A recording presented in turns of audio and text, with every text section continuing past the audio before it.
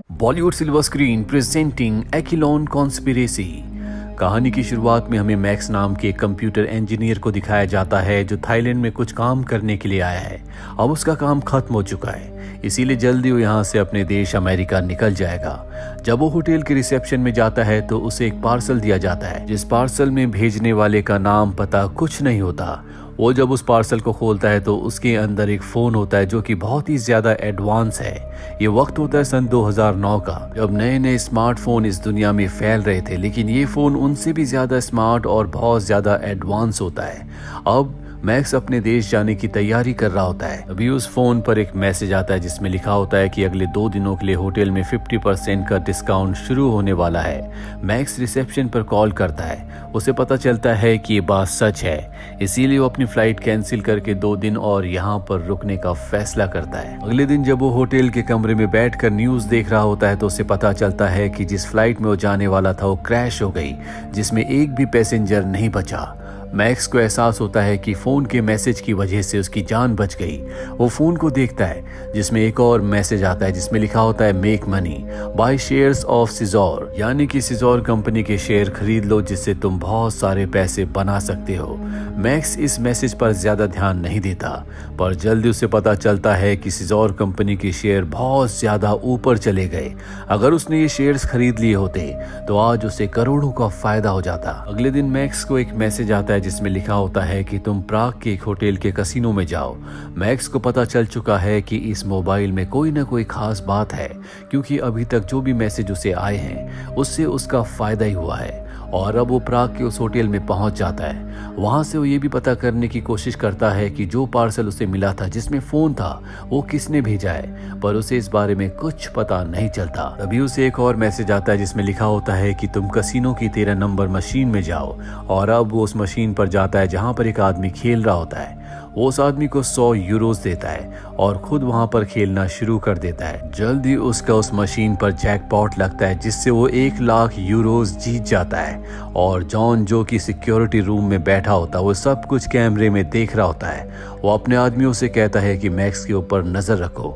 Max को एक और मैसेज आता है जिसमें लिखा होता है कि टेबल नंबर 6 पर जाओ। और अब वो टेबल नंबर 6 पर जाकर खेलता है जहां पर वो बहुत सारे पैसे और जीत जाता है। जॉन सिक्योरिटी रूम से नोटिस करता है कि मैक्स पैसे लगाने से पहले अपने मोबाइल में कुछ देखता है, इसीलिए वो अपने आदमी से उसे कहलवाता है कि मोबाइल का यूज करना गेम के दौरान पूरी तरह से मना है। मैक्स इसके बाद बाहर आ जाता है और यूरी नाम के एक टैक्सी ड्राइवर को कॉल करता है जो प्राग में एक टैक्सी ड्राइवर है जिसकी टैक्सी में वो यहाँ पर आया था। दरअसल उसे टेक्नोलॉजी और गैजेट्स के बारे में बहुत नॉलेज है। मैक्स उस टैक्सी ड्राइवर से कहता है कि मुझे कोई ऐसा गैजेट चाहिए जिससे बिना मोबाइल देखे मैं मैसेज सुन सकूं। टैक्सी ड्राइवर कहता है कि थोड़ा सा टाइम लगेगा। और अब मैक्स अपने होटल में वापस आ जाता है जहां पर वो देखता है कि एक कपल लड़ रहा है। दरअसल इसमें जो लड़का होता है वो अपनी गर्लफ्रेंड कमीला को परेशान कर रहा होता है। मैक्स उस लड़के को समझाने की कोशिश करता है, लेकिन वो गुस्से में मैक्स को एक पंच मारता है जिससे वो बेहोश हो जाता है। मैक्स के बेहोश होने के बाद कमीला और उसका बॉयफ्रेंड उसका फोन निकालते हैं और उसकी सिम कार्ड को स्कैन करते हैं, जिसके बाद लड़का वहां से चला जाता है। कुछ ही देर बाद मैक्स को होश आता है, उसके सामने कमीला होती है।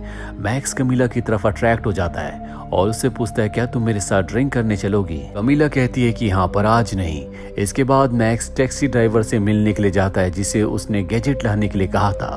वो मैक्स को एक वायरलेस गैजेट देता है जो उसके टेक्स्ट मैसेज को वॉइस मैसेज में कन्वर्ट करके उसे सुनाएगी। और अब मैक्स उस वायरलेस पीस को अपने कान में लगाकर एक बार फिर से कसिनो में जाता है जहां पर वो एक बार फिर से खेलना शुरू करता है। जो भी उसे मैसेज आता है वो उसे सुन सकता है और उस मैसेज के हिसाब से वो सारे के सारे पैसे एक गेम में लगा देता है जहां पर उसका जैकपॉट लगता है। और इस जैकपॉट से वो 30 लाख यूरोज जीत जाता है। वहां पर सभी लोग उसके लिए तालियां बजाना शुरू कर देते हैं। और तभी जॉन जो कि कसिनो की सिक्योरिटी का ऑफिसर है वो मैक्स को पकड़ने के लिए, उसकी तलाशी लेने के लिए अपने लोगों के साथ उसकी तरफ बढ़ता है। मैक्स अपनी जान बचाने के लिए यहाँ से भागता है और जैसे ही वो दरवाजे से बाहर निकलता है वहां पर FBI का एजेंट डेव उसे गिरा देता है और उसके हाथों में हथकड़ी पहना देता है। जॉन भी वहां पर आ जाता है जो FBI एजेंट डेव से कहता है कि मेरा आदमी है।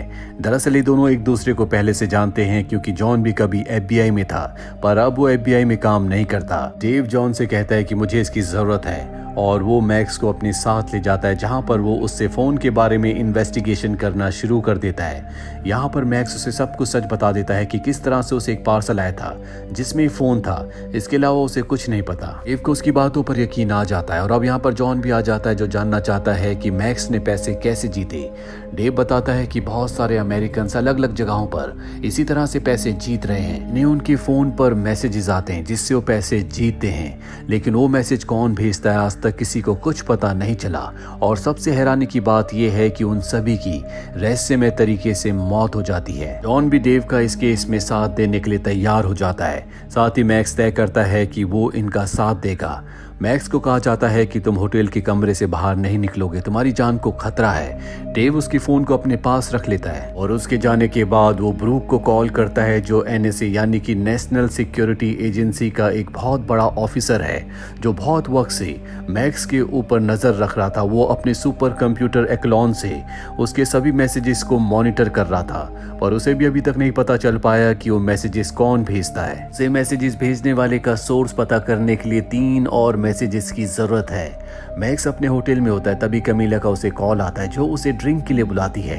और जब ये दोनों ड्रिंक कर रहे होते हैं तभी वहां पर डेव और जॉन आ जाते हैं, जो मैक्स को एक बार फिर से अपने साथ कसिनो ले जाते हैं, क्योंकि वो चाहते हैं कि मैक्स को एक बार फिर से मैसेजेस आए। मैक्स को मैसेज आता है और उस मैसेज के हिसाब से वो अपने सारे पैसे एक नंबर पर लगा देता है, लेकिन इस बार वो हार जाता है। ये देखकर मैक्स हैरान होता है। तभी उसे दूसरा मैसेज आता है जिसमें लिखा होता है कि अगर तुमने एक बार फिर से अपने मोबाइल को स्विच ऑफ किया तो मैं तुम्हें मार दूंगा। और ऐसा पहले भी बहुत सारे लोगों के साथ हो चुका है। वहीं एनएसए के एजेंट ब्रूक को दिखाया जाता है, तो मैक्स के मोबाइल फोन के मैसेजेस को ट्रेस कर रहा होता है और जब उसे सोर्स का पता चलता है तो पूरी तरह से हैरान हो जाता है। वो डेव को कॉल करता है और कहता है कि इस पूरे के पूरे मिशन को अभी यहीं पर बंद कर दो। डेव सुनकर हैरान होता है और ब्रूक से इसकी वजह पूछता है। ब्रूक कहता है कि शायद हमारे सुपर कंप्यूटर एक्लॉन को किसी ने हैक कर लिया है और उसी के जरिए वो सबको मैसेजेस भेज रहा है, इसीलिए तुम्हें इस मिशन को बंद करना होगा। और अब ब्रूक ये पता लगाने की कोशिश करता है कि उनके सुपर कंप्यूटर को किसने हैक किया है, पर पूरी इन्वेस्टिगेशन करने के बाद उसे पता चलता है कि ये किसी के हैक करने की वजह से नहीं हुआ, बल्कि सुपर कंप्यूटर एक्लॉन खुद इन मैसेजेस को भेज रहा है। वहीं मैक्स को दिखाया जाता है, जो कमीला के साथ अपने घर होता है। ये दोनों अब एक दूसरे से प्यार करते हैं, इसीलिए एक दूसरे के बहुत करीब आ जाते हैं। अगली सुबह कमीला को मैसेज आता है कि आज मैक्स को घर से किसी भी कीमत पर बाहर मत निकलने देना। वही मैक्स की मोबाइल, जो कि अब FBI के पास है, उस पर मैसेज के साथ एक एड्रेस आता है जिसमें लिखा होता है कि सुबह 10 बजे वहां पर आना। और अब डेव और जॉन तय करते हैं कि वहां पर वो एक एजेंट को भेजेंगे। और जब एजेंट को उस जगह पर भेजा जाता है तो लाइट्स अपने आप ही बदलना शुरू हो जाती है, जिस वजह से एक एक्सीडेंट होता है जिसमें उस एजेंट की मृत्यु हो जाती है। अगर यहाँ पर मैक्स आता तो इस एजेंट की जगह उसकी मौत हो जाती, पर मैक्स की जिंदगी बच चुकी है। मैक्स कमीला के साथ होता है, जहां पर वो इंटरनेट पर न्यूज़पेपर के आर्टिकल्स पढ़ता है जो कि एक्लॉन सुपर कंप्यूटर के बारे में होते हैं। एक्लॉन की मदद से अमेरिका सरकार किसी की मोबाइल पर, उसके मैसेजेस पर, उसकी हर एक एक्टिविटी पर नजर रख सकती है। साथ ही इस दुनिया में हर वो चीज जो कि कंप्यूटर से यानी कि इंटरनेट से चलती है उनके कंट्रोल में होगी, पर अब तक इसे अपग्रेड नहीं किया गया है। हालांकि ब्रूक ने इसकी कोशिश की थी, पर कांग्रेस ने उसके बिल को पास नहीं किया। कमीला मैक्स का ध्यान डाइवर्ट करने के लिए इधर उधर की बातें करना शुरू कर देती। तभी वो सामने वाली बिल्डिंग में देखती है जहां पर एक स्नाइपर होता है जो कि मैक्स को मारने के लिए गोली चला देता है, पर इससे पहले कि मैक्स को गोली लगती कमीला उसे बचा लेती है। यहाँ पर 2 और एजेंट होते हैं जो कि उसे मारने के लिए सीढ़ियों से ऊपर आ रहे होते हैं। कमीला मैक्स को एक जगह छुपने के लिए कहती है और उन दोनों में से एक एजेंट को मार देती है और दूसरा एजेंट कमीला के ऊपर हमला कर देता है, लेकिन मैक्स उसकी मदद करता है, जिस वजह से उसे भी मार दिया जाता है। दरअसल इन दोनों को यहाँ पर ब्रूक ने भेजा है, जो कि एनएसए का बहुत बड़ा एजेंट है और उसे पता चल चुका है कि एक्लॉन के बारे में मैक्स को बहुत कुछ पता चल चुका है, इसीलिए वो उसे मारना चाहता है। जॉन भी यहाँ पर आ जाता है और अब मैक्स को पता चल जाता है कि कमीला जॉन के लिए ही काम करती है। जॉन इन दोनों को अपने साथ ले जाता है और बताता है ना तो हम एनएसए पर और ना ही FBI पर विश्वास कर सकते हैं। मैक्स कहता है कि मैं एक ऐसे टैक्सी ड्राइवर को जानता हूं जो हमारी इसमें मदद कर सकता है और उससे मिलने के लिए सब के सब मॉस्को पहुंच जाते हैं। वहां पर पहले टैक्सी ड्राइवर यूरी इनकी मदद करने से मना कर देता है। वो कहता है कि मेरे पास इतनी नॉलेज नहीं है, पर जल्दी वो मान जाता है। वो कहता है कि मुझे 3 घंटे का वक्त चाहिए। 3 घंटे के लिए मैक्स और जॉन बाहर आ जाते हैं। जॉन बताता है कि मैं इस एआई प्रोग्राम के बारे में जानता था, मैं इसके खिलाफ था और जब सरकार ने मेरी बात नहीं सुनी तो मैंने एफबीआई छोड़ दी। ये वापस टैक्सी ड्राइवर के पास आते हैं। टैक्सी ड्राइवर बताता है कि फोन में मैसेज कोई इंसान नहीं भेज रहा बल्कि खुद एक्लॉन सुपर कंप्यूटर भेज रहा है और धीरे धीरे पूरी दुनिया के कंप्यूटर्स में फैल जाएगा, जिसके बाद हर एक चीज पर एक्लॉन का पूरी तरह से कंट्रोल होगा। टैक्सी ड्राइवर ये भी बताता है कि तुम जिस प्लेन में जाने वाले थे उसमें कुछ टेक्निकल खराबी थी जो कि एक्लॉन कंप्यूटर को पता चल गई, इसीलिए उसने तुम्हें उसमें नहीं जाने दिया।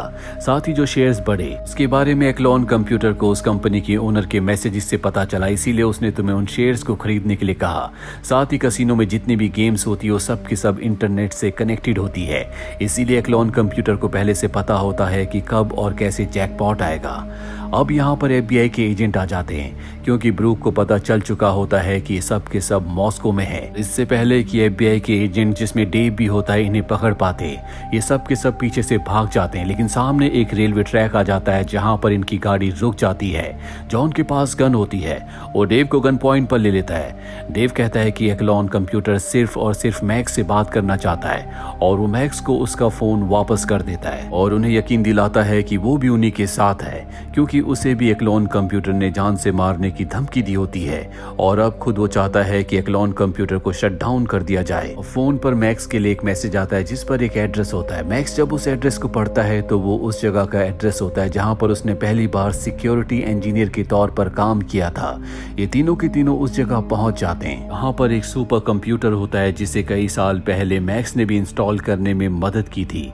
यहाँ पर मैक्स को पता चलता है कि उसके साथ काम करने वाला जो दूसरा इंजीनियर था वो भी एक्लॉन के मैसेजेस की वजह से मारा गया और उसी के क्रेडिट कार्ड से मैक्स को ये फोन भेजा गया था। अब ये उस कंप्यूटर को ऑन करते हैं और जब उसे ऑन करते हैं तो उसके अंदर कुछ भी नहीं होता। एनएसए का कंप्यूटर एक्सपर्ट भी यहाँ पर होता है क्योंकि ये गवर्नमेंट का ही कंप्यूटर है जिसे यहाँ पर बंद कर दिया गया था। एनएसए का कंप्यूटर एक्सपर्ट चेक करता है, उसे भी कुछ नहीं दिखता, इसीलिए वो बाहर चला जाता है, जिसके बाद कंप्यूटर की स्क्रीन पर अपने आप ही एक्टिविटीज होना शुरू हो जाती है। ये बाहर सभी एजेंट्स को यहाँ से जाने के लिए कहता है और अंदर आकर वो बताता है कि आज तक जिसने भी एक्लॉन कंप्यूटर को बंद करने की कोशिश की उसकी मौत हो गई, लेकिन मैक्स किसी भी कीमत पर एक्लॉन सिस्टम को शट डाउन करना चाहता है। जब वो अंदर जाता है तो देखता है कि वो अपने आप ही अपग्रेड हो रहा है। वो उसे शट डाउन करने की कोशिश करता है, तभी उसके फोन पर मैसेज आता है, ऐसा मत करना। तभी डेव को ब्रूक का कॉल आता है। ब्रूक बाहर जाता है। डेव उसे बताता है कि प्रेसिडेंट चाहते हैं कि किसी भी कीमत पर एक्लॉन को बचाना होगा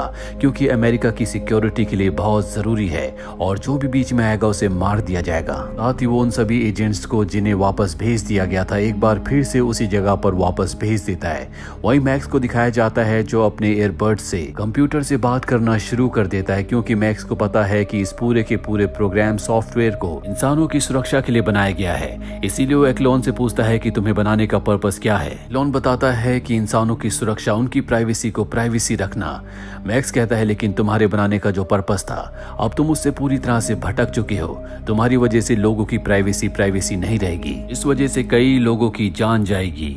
अब यहाँ पर सारा का सारा कंप्यूटर का जो डेटा था वो यहाँ पर शिफ्ट हो चुका होता है और जैसे यस पर क्लिक होगा ये पूरी दुनिया में फैल जाएगा जिससे हर एक इंसान की प्राइवेसी खत्म हो जाएगी।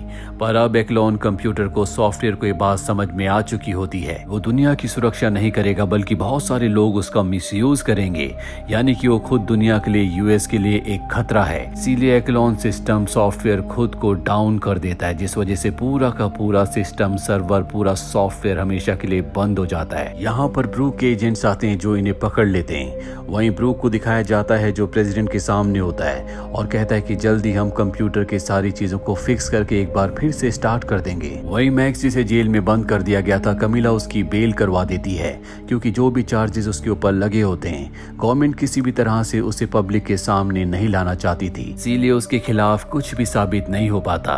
वहीं एफबीआई का एजेंट डेव एक बार फिर से जॉन से पूछता है क्या तुम एक बार फिर एफबीआई में आना चाहोगे। जॉन उसकी बात मान जाता है वहीं हमें मैक्स और कमीला को दिखाया जाता है जो एक दूसरे के साथ बहुत खुश होते हैं। कमीला उसे दिखाती है कि जो पैसे उसने कसिनो में जीते थे यानी कि 30 लाख यूरोस अब भी वो उसी के पास हैं। वहीं दूसरी तरफ टैक्सी ड्राइवर को दिखाया जाता है जिसका नाम यूरी है। दरअसल वो रशिया का एक बहुत बड़ा ऑफिसर होता है जो कि अपने मिशन पर था। वो अपने सीनियर से कहता है कि हम अपने मिशन में कामयाब हो चुके हैं, लेकिन वो एक बार फिर से उस प्रोग्राम को स्टार्ट करने की कोशिश करेंगे, पर हमें उन्हें रोकना होगा। और वो अपने फोन का बटन दबाता है। यहीं पर ये फिल्म, ये कहानी खत्म हो जाती है। उम्मीद करते हैं कि ये कहानी आपको पसंद आई होगी।